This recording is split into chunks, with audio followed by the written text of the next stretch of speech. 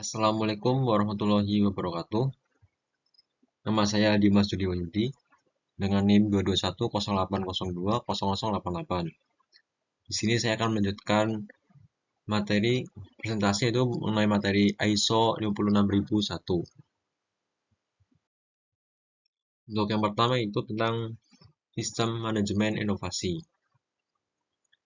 Sistem manajemen inovasi adalah sekumpulan elemen yang saling berhubungan dan berinteraksi dengan tujuan untuk mewujudkan nilai, baik nilai finansial maupun non-finansial.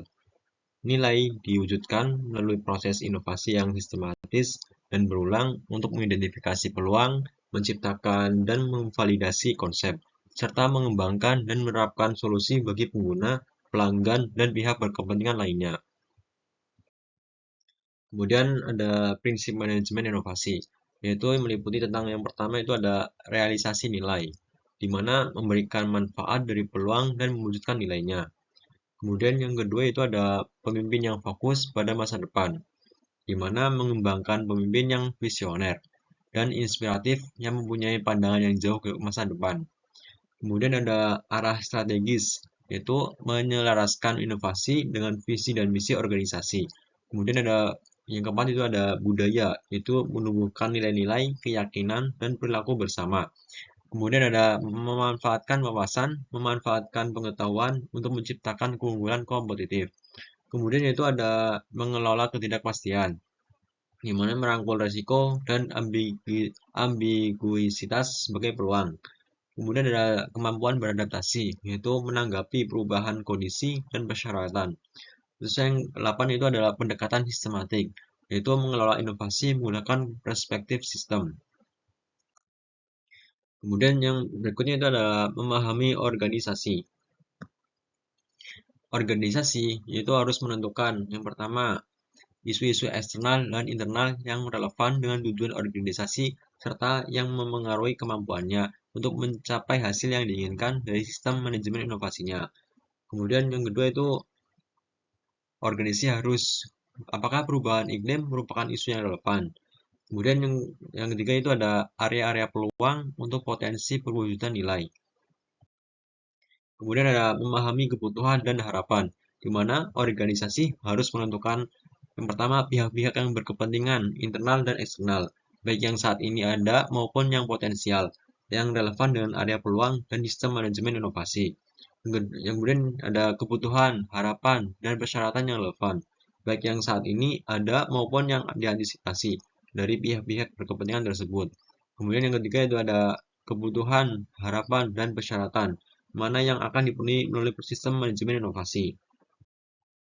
Kemudian selanjutnya itu ada menentukan ruang lingkup, di mana yang pertama itu ada niat inovasi, di mana organisasi ini harus menetapkan maksud inovasinya dengan mempertimbangkan area-area peluang serta kebutuhan, harapan, dan persyaratan pihak-pihak berkepentingan.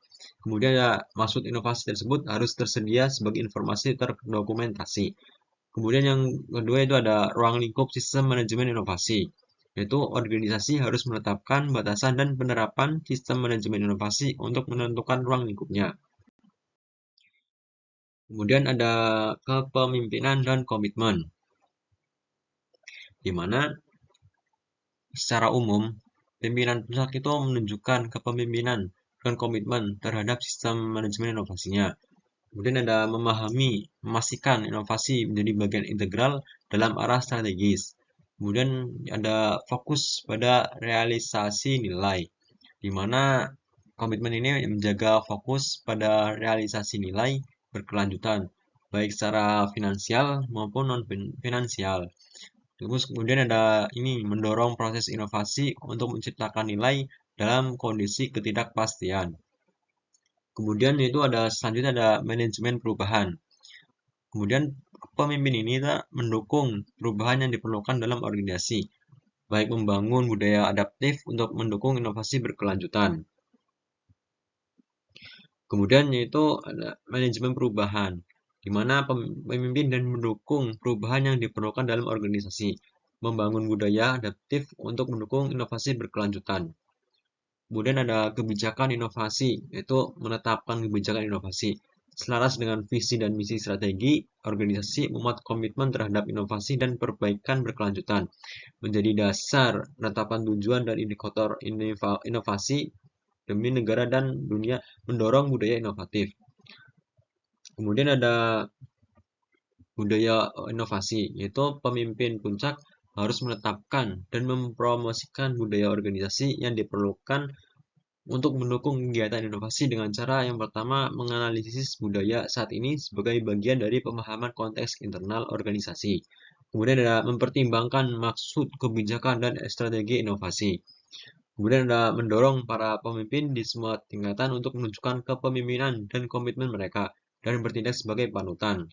Kemudian ada memastikan pengembangan kompetensi, kesadaran, keterlibatan, dan komunikasi sesuai kebutuhan. Kemudian mempertimbangkan karakteristik yang sesuai. Sekian presentasi dari saya. Mohon kurang lebihnya mohon maaf. Assalamualaikum warahmatullahi wabarakatuh.